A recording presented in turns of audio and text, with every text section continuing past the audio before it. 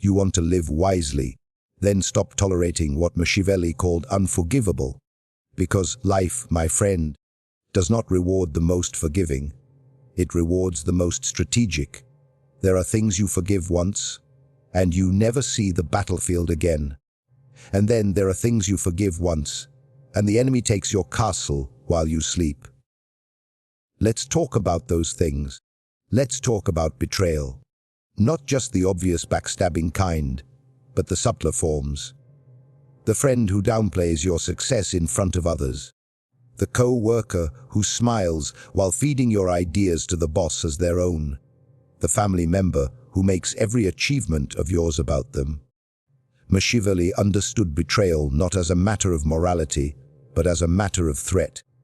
If someone shows you they are willing to place their gain above your dignity, you don't forgive that. You mark it. You don't rage. You don't shout. You don't lecture. You distance. And when the time is right, you strike back. But only if it's worth the war. Julius Caesar forgave Brutus. That was his final mistake. He loved too loyally. He thought sentiment could stand against ambition. Brutus hid behind civility, behind duty. But Caesar forgot one ruling: if a man stands close enough to kiss your cheek, he's close enough to slit your throat. Now tell Meg, who are you letting too close? Who is hiding behind smiles and shared history? Because history means nothing if the present holds a knife. And what about those who constantly test your boundaries? You say no once, and they try again. You say stop, and they laugh. These are not harmless annoyances. These are rehearsals for control. You tolerate them, and you're training others to ignore your words. Your no must feel like a door slamming shut, not a curtain blowing in the wind. Nietzsche said that he who despises himself still respects self as one who despises. The moment you stop enforcing your standards, you're not seen as kind. You're seen as weak. In the corporate world, that looks like the manager who allows missed deadlines and low effort, thinking empathy will breed loyalty. It won't. It breeds contempt, because people respect what they can't easily manipulate. Musashi, the great samurai, said that you must never allow your enemy to choose the battlefield. Yet most people today let the enemy not only choose the battlefield, they let them build the weapons. You entertain insults wrapped in humor. You smile at sarcasm that bites. You let others dominate the space you built. This is not humility. This is surrender dressed in politeness. The third unforgivable behavior: manipulation. Not cleverness, not strategy, but manipulation, the act of twisting the truth to control. This includes guilt, tripping, gaslighting, and rewriting the story to make you the villain for having standards. If someone constantly turns every disagreement into a moral trial where they're the saint and you're the sinner, mark that. That's emotional tyranny. They're not engaging in debate. They're conducting psychological warfare. Jung would call this the shadow unintegrated, the repressed envy, the need to dominate masked by virtue. It's the wounded child in adult's body, trying to control the world by making everyone feel guilty. You do not argue with this person. You do not explain. You remove their influence. Because here's the truth: not everyone who cries is a victim, and not everyone who stays silent is innocent. Let's move deeper. The fourth unforgivable behavior is the consistent undermining of your vision. You have a goal, you speak it out loud, and someone scoffs. Not once. Every time. They never say it directly. They just plant seeds. Are you sure that's realistic? Isn't that a bit much? Don't you think it's better to be safe? This is not advice. This is sabotage. Machiavelli would say, silence that influence. When Napoleon rose through the ranks, he surrounded himself not with flatterers, but with believers. He knew the cost of a single doubter. One seed of doubt can rot the entire field. The human mind is a delicate mechanism. Even the strongest of us can be turned if the drip of doubt is constant. And it usually is the people closest to you.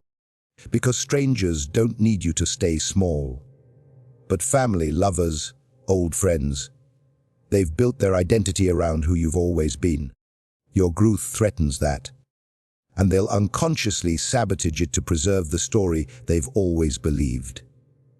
So you must choosing their comfort or your transformation. Another behavior that must never be tolerated is public disrespect. The kind that seems small in the moment. A sarcastic remark, an eye roll in front of others, a mocking comment. But public disrespect is a strategic move. It's a way to shift the hierarchy, to place you beneath them in front of witnesses. Machiavelli warned that reputation is a fortress, and every public wound weakens its walls. Do you think powerful people allow that? Watch a CEO in a boardroom. Watch a general in front of his men. Watch a leader in any room where respect equals power. One act of public disrespect, and there is a correction swift, subtle, but unmistakable. You tolerate public disrespect, and you invite more. Because people follow cues. If others see that mocking you has no cost, it becomes entertainment. Then there's the person who never takes responsibility. Every mistake is someone else's fault. Every failure has a scapegoat. These people are dangerous. Because when the fire starts, they'll throw your name into it to save themselves. They're not just annoying. They're fatal to your legacy. Kissinger once said that the true test of a statesman is not when things are going well, but when the storm hits. When chaos erupts, who takes the blame? If the people around you are experts at vanishing when it matters, you're surrounded by cowards, not allies. And cowards will sell your name to preserve their skin. This world is not fair. It never was. And the idea that if you're kind enough, patient enough, tolerant enough, you'll be loved and rewarded. That's a lie sold to the knave to keep them docile. Machiavelli never told us to be cruel. He told us to be awake, to see things as they are, not as we wish they were, and to remove the rot before it infects the whole tree. There are 10 behaviors, yes, but one truth behind them all: what you tolerate, you encourage, and what you excuse, you eventually become. You want power? Then start with this. Deny the entry of the unforgivable, not loudly, not emotionally, quietly, strategically, without guilt, because guilt is a leash used by the manipulative to drag the strong into submission. And you weren't born to be dragged. You were born to command. They smile at you, flatter you, clap when you win, and sharpen their knives when you turn around, and yet you let them stay. Why? Because you think tolerance is strength. Because you believe that love is earned by patience. That respect is gained through suffering. Machiavelli would have laughed at that. Not because he hated people, but because he knew how they really behave. You've been told to forgive, but no one ever told you when to stop forgiving. No one taught you that some behaviors rot the soul of your kingdom, that by tolerating certain people, you invite your own destruction. Part 1 made that clear. Now let's go deeper. Let's talk about betrayal disguised as innocence. There's a particular kind of person Machiavelli hated the most. Not the brute, not the tyrant. No, he despised the weak man who poisons a room with his helplessness. The coward who never takes a stand, who lets you bleed while pretending he didn't see it. He's always too late, too confused, too afraid. Julius Caesar trusted Brutus. Not because Brutus was strong, but because he seemed harmless. That's the trap. The worst betrayals come from people who appear to lack the courage to betray you. That's how they get close. Harmlessness is often the most useful disguise. And you, yes you, have people like that in your life. People who tell you they don't want conflict, that they're just trying to keep the peace. But when your name is under fire, they're silent. When your enemies strike, they conveniently disappear. They'll never stab you, but they'll hold your coat while someone else does.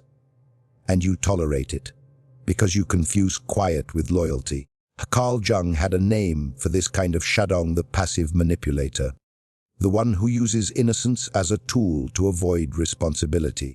And worse, they'll make you feel guilty for expecting loyalty. Why are you so sensitive? Why are you so dramatic? But tell me, why is it always you doing the bleeding? Machiavelli would say, if they do not protect your name, they are not on your side, and neutrality in a world of power is not peace. It is betrayal by other means. The second unforgivable behavior is disguised sabotage. People who pretend to help, but secretly hope you fail. People who offer advice that leads you off the cliff. And when you fall, they're the first to say, "I told you so." This is the office co-worker who gives you the wrong deadline, the friend who supports your dream, but only until it outshines theirs, the sibling who smiles when you're struggling and suddenly finds religion when you rise subtle. It's slow, but it's real. Napoleon saw this too. In his rise to emperor, he studied every man who failed before him. Do you know what doomed most rulers? It wasn't the enemy outside the gate. It was the friend who whispered bad counsel. The advisor who subtly tilted the throne. Because envy never attacks head-on, it plants seeds. It suggests delays. It recommends balance right when you need war. And you want to believe they care. You want to believe they're just looking out for you. But Machiavelli reminds you such advice is never neutral. Every suggestion reveals a desire. So pay attention. Are they pushing you toward power or away from it? Do they make you sharper or duller? If their counsel costs you victories, it's not counsel. And the fact that you tolerate it is your own slow suicide. The third unforgivable behavior of the constant victim. Now let's be clear, life hits people hard. Real suffering exists. But you've met the type I'm talking about. The eternal martyr, the one who always has a story, always needs saving, always pulls you into their crisis, but never, ever grows. Friedrich Nietzsche called this slave morality. The belief that weakness is virtue, that the world owes you because you've suffered. These people weaponize their pain. They guilt you into silence. They guilt you into servitude. And Machiavelli, he would have exiled them, because a prince cannot build a kingdom on pity. You cannot forge a future while dragging dead weight. These people are emotional vampires. They drain your energy, your focus, your will to dominate. And worse, they demand that you feel guilty for chasing something greater than survival. But look at history. Musashi didn't master the sword by crying over every defeat. Caesar didn't cross the Rubicon because someone felt sorry for him. The world is not moved by pain. It's moved by power. And when someone constantly bleeds in your direction and refuses to heal, that's not your burden. That's manipulation.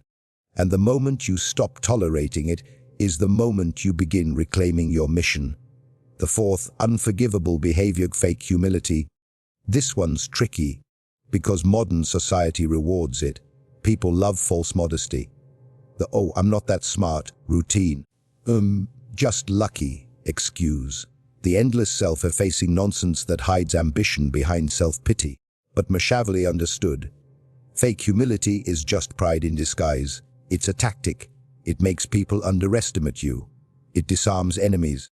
But here's the danger. When others use fake humility to manipulate you. When they pretend to be beneath you so they can get closer. So they can borrow your strength, your status, your name. Kissinger played this game in diplomacy. He would downplay America's power in negotiations to make enemies feel safe. He let them feel in control until it was too late. That's strategy. But when people in your circle use this on you, beware. They're not humble. They're calculating. They want access, not alliance. And the worst part, they use their modesty as a shield against accountability. If they fail, they shrug. I told you I wasn't that great. If they win, they pretend it was an accident. Machiavelli warns users, anyone who refuses to own their wins will never protect yours. They're not playing to win. They're playing not to lose. And if you let them close, they'll infect your mindset. You'll start doubting your greatness because they fear their own. And now the fifth unforgivable behavior, the chronic fence-sitter. This one is the most subtle. The person who never chooses a side. the one who waits to see which way the wind blows before speaking, the one who calls themselves a moderate, not because they believe in balance, but because they fear risk. In politics, this person is everywhere. The ones who vote only when it's safe, who only protest once the cameras show up, who only take a stand when their job is secure. Cowards dressed in reason. Musashi would call this spiritual rot. A warrior who cannot choose is a weapon without direction, a sword still in the sheath. And you've got these people advising you, sitting next to you, feeding you the idea that balance is always better than boldness. But Machiavelli made it clear in times of crisis, indecision is the greatest sin. A prince must choose, even if the choice leads to war, even if it means losing, because clarity is strength. And when the people around you refuse to pick a path, they are silently betting against your leadership. So, why do you keep them around? Because you confuse diplomacy with cowardice. Because you are taught to be liked, not feared. Because you'd rather drown slowly than upset still water. But let me say this, no one respects the man who never chooses. No one fears the leader who tries to please both sides. And in your personal life, the same law applies. If someone cannot stand beside you when it matters most, they don't deserve a seat at your table. You see now, don't you? These aren't just annoying habits, they're violations of trust, quiet assassinations of your potential. And every time you excuse them, you teach the world how to treat you. You give away pieces of your authority for a little more comfort, a little more harmony, a little more fake peace. But ask yourself, what has that tolerance really bought you? You're more drained, less respected, surrounded by people who slow you down while pretending to care. Machiavelli didn't write for saints, he wrote for survivors. And the lesson is brutal but necessary. If you don't cut the rot, the whole tree dies. In the next part, we go deeper into the realm of envy, into the behaviors that look like love but smell like sabotage, the ones you've confused for loyalty because the betrayal was dressed so well. But for now, ask yourself, how many of these 5 are in your life? And how many have you tolerated because it was easier than being alone? Stay sharp, stay dangerous, and remember your silence is their permission. There's a certain kind of betrayal that doesn't scream. It whispers. It laughs with you at dinner. It hugs you after a tough day. And still, it hopes you lose. This is where we begin. The 6th unforgivable behavior Machiavelli warned us against is envy disguised as friendship. You've felt it. The quiet shift in someone's energy the moment you succeed. The delay in their congratulations. The dead look in their eyes when you share good news. They'll say all the right words. I'm so proud of you.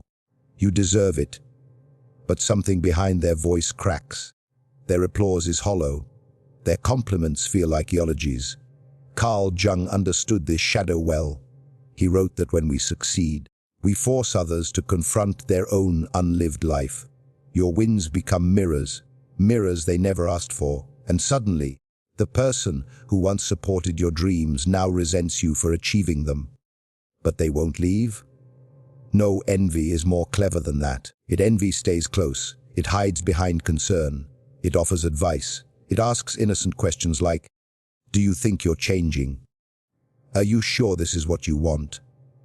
It wraps doubt in affection and hope in suspicion. You see, envious people rarely destroy you with action.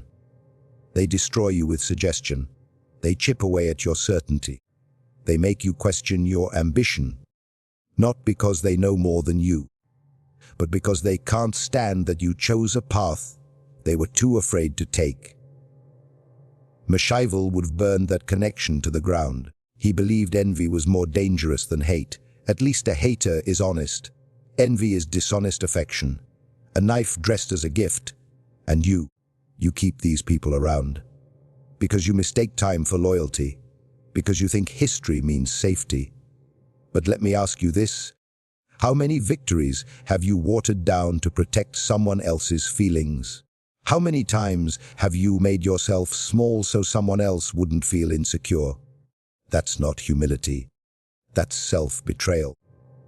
And Machiavelli didn't write The Prince for people who want to dim their crown. He wrote it for those who would rule. The seventh unforgivable behaviour. People who talk peace but breed conflict. There's a certain type of person who always talks about unity, about not taking sides, about bringing everyone together. But everywhere they go, division follows. The friend who shares your secrets under the guise of concern. The colleague who just wants to give feedback, but always sows doubt. The relative who claims to be neutral but always seems to make you the villain in family drama. They are the middlemen of chaos, diplomats of dysfunction. They never fight directly, they just light matches and blame the fire on someone else. Machiavelli understood this game. He warned rulers not just about open enemies, but about peacekeepers who fan the flames behind your back. These are the ones who say, "I'm just being honest," right before they say something designed to destroy your reputation. They wear the mask of balance, but their loyalty swings with the strongest wind. Julius Caesar saw this in the Roman Senate. The same senators who begged him to respect tradition were the ones who sharpened their knives for the ides of March. They didn't challenge him directly. They appealed to ideals while plotting revolution. Don't be fooled by soft voices. Machiavelli wasn't. The softest words often carry the deadliest intentions. And in your life, these people cost you more than enemies ever could. Enemies sharpen you. Saboteurs soften you until you can't even feel the knife going in. Cut them off. Because peace bought through self-erasure is not peace, it's surrender. Now, the eighth unforgivable behavior: emotional blackmailers. They're the ones who love you, but only if you behave. Only if you don't outgrow them. Only if you keep feeding the image of you they've created in their head. They say things like, "You've changed," or "You don't care about me anymore." But what they really mean is, "You're no longer easy to control." They'll remind you of your past, your mistakes, your weakest moments. Not to help you grow, but to anchor you to guilt. Because if they can make you feel bad, they can make you stay. Musashi, the great swordsman, had no tolerance for this. To him, emotional clarity was as important as physical mastery. A warrior cannot be tied down by emotional depths disguised as love. You either walk the path or you serve someone else's. And Machiavelli, he would have said this: affection that requires obedience is not affection. It's tyranny with a smile. Real love strengthens you. It doesn't ask you to kneel. It doesn't shame you for rising. If someone in your life makes you feel guilty for evolving, they are not family. They are prison guards. And you've kept them around, haven't you? Because you think love means endurance. But love without freedom is slavery. And if you continue to tolerate these people, you will never become who you were meant to be. The ninth unforgivable behavior: the reputation leech. You know this person. The one who clings to your name, your status, your achievements, but never builds anything of their own. They love being seen next to you. They name drop you in rooms you've never entered. They bask in your light, but bring no fire of their own. Machiavelli called them flatterers and warned rulers to keep them at arm's length. Because a flatterer isn't just annoying. They're dangerous. They make you soft. They tell you what you want to hear. They validate your worst instincts. And slowly, you start building a kingdom on illusion. Modern analogy: look at any celebrity who falls from grace. The entourage never tells them the truth. The advisors become yes men, and when it all collapses, where do the leeches go? They vanish. Because they were never loyal to you. They were loyal to your status. And in your life, you've likely mistaken these people for friends. Because they agree with everything. They never challenge you, but ask yourself, have they ever helped you sharpen your blade, or have they just smiled as it dulled? Machiavelli would say, The man who never corrects you is not a friend. He's a parasite, and parasites don't care if the host dies, so long as they've fed. Finally, the 10th unforgivable behavior: people who mock your ambition. You tell them your dream, and they laugh. Not openly, not cruelly, but with a smirk, with a, "That's cute," with a, "You think you can really do that." They disguise it as realism, as concern, but it's not realism. It's resentment, because when you declare a vision, you shine a spotlight on their cowardice. And instead of rising to meet your courage, they try to pull you down. Nietzsche wrote, "The higher we soar, the smaller we appear to those who cannot fly." That's why they mock you, because they can't fly. And your wings insult them. Machiavelli had no patience for this. A ruler must think big, must dream of empire, must court risk. And if someone close to you only ever reminds you of what could go wrong, cut them loose. Fear is contagious, and their fear will become your ceiling. But here's the bitter truth. Most people in your life don't want you to fail. They just don't want you to rise too far above them. They'll cheer when you improve, so long as you stay within reach. But ambition is not a group project. And the moment your dreams threaten their comfort, their support turns to silence, or sarcasm, or sabotage. And you must not tolerate it, because your vision is sacred, and the people around you are either fuel or friction. There is no neutral. So let me ask you again, how many of these behaviors are circling you right now? How many people have you forgiven not because they deserved it, but because it was easier than confrontation? How many parasites have you fed, hoping one day they'd become allies? Machiavelli wrote for rulers, for those who understand that power is not evil, it is survival. And if you are to survive in this world, not just exist, but rule, you must develop the discipline to say this person cannot stay, even if it hurts, even if they meant well, even if they're family. Because loyalty is not about how long someone's known you. It's about how they treat you when you're rising. In part 4, we step into even darker territory. We confront the part of you that tolerates these behaviors, not out of love, but out of fear. We expose the psychological trap that makes you keep traitors close and kings at a distance. And we reveal what Machiavelli would say to you if he could see how you've allowed your kingdom to rot from the inside out. Prepare yourself, because next we turn the blade inward. This isn't just about them. It never was. The people who lie to you, manipulate you, drain you. They only have power because you let them. Because deep down, you fear what life would look like without them. And that fear is the disease Machiavelli warned us about more than any enemy. The disease of moral cowardice. This is the real battlefield now.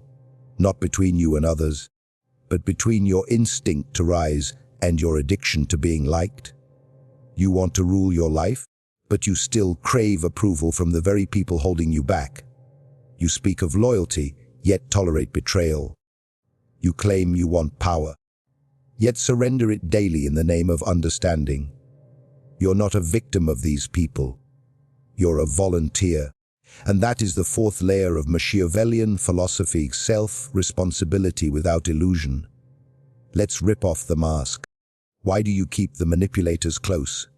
The answer is ugly, but honest. Because you want to be needed. You like being the fixer, the helper, the wise one. You like being morally superior. And the price you pay is your peace.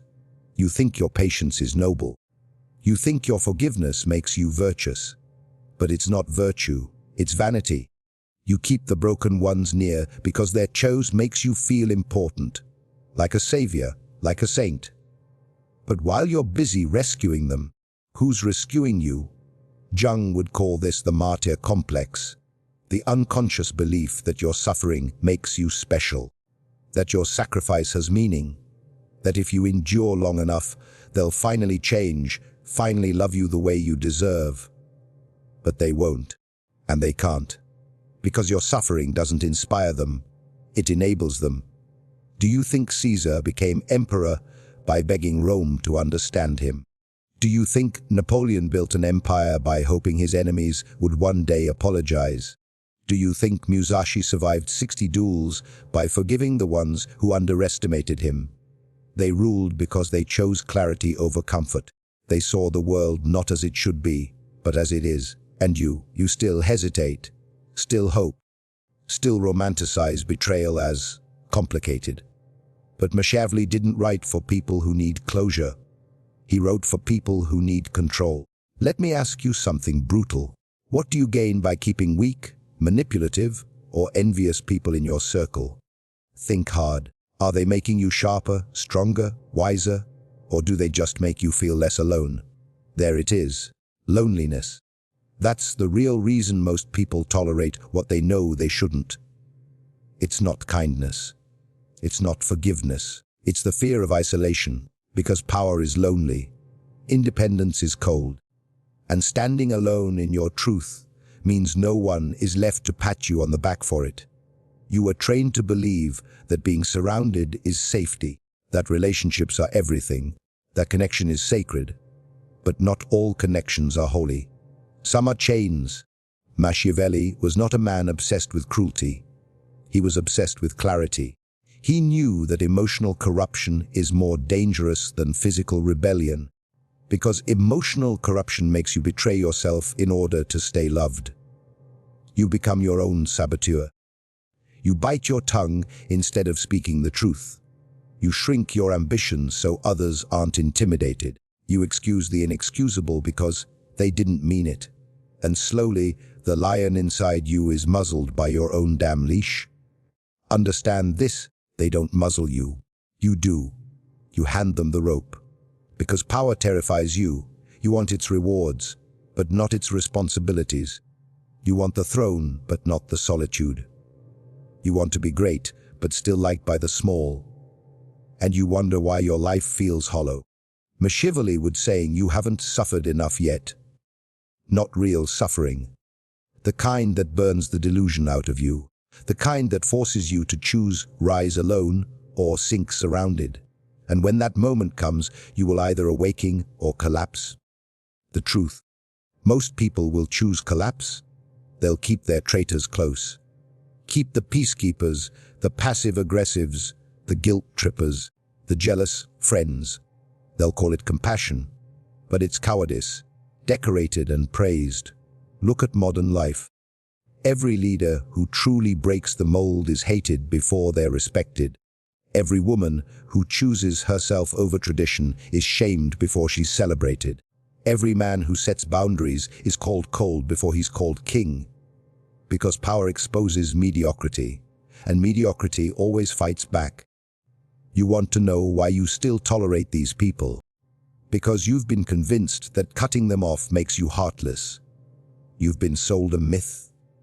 That tolerance is love, that silence is wisdom, that understanding is strength. But Machiavelli would say otherwise. He'd say there is no honor in letting yourself be ruled by fools. He'd say, you cannot lead your life with a leash around your soul. And Jung would agree. Individuation, the process of becoming your true self, requires separation from the herd, from your past, even from those you once loved. Not because they're evil, but because your destiny is too big for their comfort. And that is what terrifies you most, not them, you. You're afraid of who you'll become once you remove the parasites, once you cut the noise, once you demand loyalty, respect, and alignment from everyone around you, because deep down, you know you're capable of more. But more requires war. War against your patterns, war against your guilt, war against your fear of standing alone. It means saying, if I must walk this road without you, I will. Not because I don't love you, but because I love me more. That's the edge most people never cross. They dip their toes into power, but retreat the moment it demands a sacrifice. They want the castle, but keep their loyalty with the villagers, and so they stay stuck, forever torn, forever exhausted. So let me say this plainly. There is no version of your highest self that is surrounded by people who secretly resent you. There is no throne built on tolerance for sabotage. There is no kingdom where the lion bows to the sheep. You don't need to become ruthless, but you do need to become honest. Honest about who deserves to be close to you. Honest about what behaviours you've tolerated out of weakness. Honest about how many victories you've sabotaged by keeping the wrong voices in your ear. Power isn't about domination. It's about direction. And you cannot walk your path while dragging anchors behind you. So ask yourself who's slowing you down. Who do you keep defending? Who do you keep rescuing? Who makes you feel ashamed for being ambitious? Who do you shrink around? Who laughs at your vision? Who only claps when they feel superior? And the final question, the one Machiavelli would demand you answer, why are they still here? In part 5, we conclude, not with more philosophy, but with fire. You will learn how to cut, how to exile without guilt, how to rule without shame, how to protect your peace like a fortress and treat your time like a throne. This isn't just about warning you anymore. It's about arming you. Because if you don't begin reigning over your life with strategy, with clarity, and with consequence, you will always live under someone else's law. And you were not born to obey. You were born to rule. So here you are, at the edge, all masks torn, all illusions shattered. No more pretending that your kindness is working. No more pretending that your tolerance is healing anything. No more pretending that these people, these behaviors, these betrayals are accidents. You knew what they were. But until now, you just weren't ready to do what must be done. Now you are. Machiavelli didn't write for people who wanted peace. He wrote for people who wanted control. And control isn't granted. It's taken through decision, through clarity, through cutting. You must learn to cut, not emotionally, not with rage, but with precision. The way a surgeon cuts to save a life. The way a general retreats to win a war. The way a king exiles to protect a kingdom. You don't destroy people. You remove them. You don't need drama. You don't need permission. You need resolve. This is the final lesson. If you want to live free, truly free, you must rule your inner court like a ruthless strategist. Every person around you is either an asset or a liability. And every moment you tolerate behavior that insults your future, you pay in silence, energy, and time. 3 things you'll never get back. That fake friend who makes backhanded compliments. Cut. That relative who only calls to unload their misery. Cut. That coworker who undermines you in every meeting, then blames miscommunication. Cut. That partner who supports you only when it's convenient for them. Cut. This isn't about bitterness. It's about alignment. You don't owe loyalty to dysfunction just because it's familiar. You don't owe compassion to people who weaponize your empathy. And you don't owe explanations to those who fed off your light, but never protected it. Machiavelli said, men ought either to be well treated or crushed, because they can avenge themselves of lighter injuries, of more serious ones they cannot. What does that mean in your life? It means stop giving second chances to snakes. It means stop thinking you can fix people who benefit from your broken boundaries. It means stop apologizing for enforcing standards. Because here's the secret: in the moment you raise your standards, everyone reveals themselves. The insecure ones will call you arrogant. The users will call you selfish. The manipulators will call you cold. Let them. Because you no longer speak the language of weakness. You speak the language of power. And power, real power, isn't loud. It isn't violent. It's silent. It's still. It's the calm certainty of a man or woman who no longer begs to be understood. Do you think Kissinger ever apologized for pursuing America's interests? Do you think Nietzsche cared who was offended by his truth? Do you think Musashi wept over the opinions of cowards who never picked up a sword? No, they moved with purpose. They saw reality as it was, not as they wished it to be. And that's your task now, to stop moralizing your pain, to stop forgiving patterns that repeat, to stop seeking peace where only weakness grows. You want a good life? Then understand this: You are the gatekeeper of your peace, the architect of your circle, the ruler of your kingdom. And ruling means you must exile, with love, with calm, with no return. Some people must lose access to you, not because they're evil, but because they no longer fit the life you are building. You've tried compassion, you've tried patience, you've tried understanding. And what did it buy you? More confusion, more self-doubt, more nights staring at the ceiling wondering why you feel empty despite giving so much. That's not love. That's death in disguise. Because every time you tolerate disrespect, you betray yourself. Every time you keep a traitor close, you wound your future. Every time you protect someone who drains you, you delay your becoming. You want to change your life. Start with this. Audit your circle like your life depends on it. Because it does. Who challenges you to rise? Who drains your ambition? Who mirrors your strength? Who triggers your self-doubt?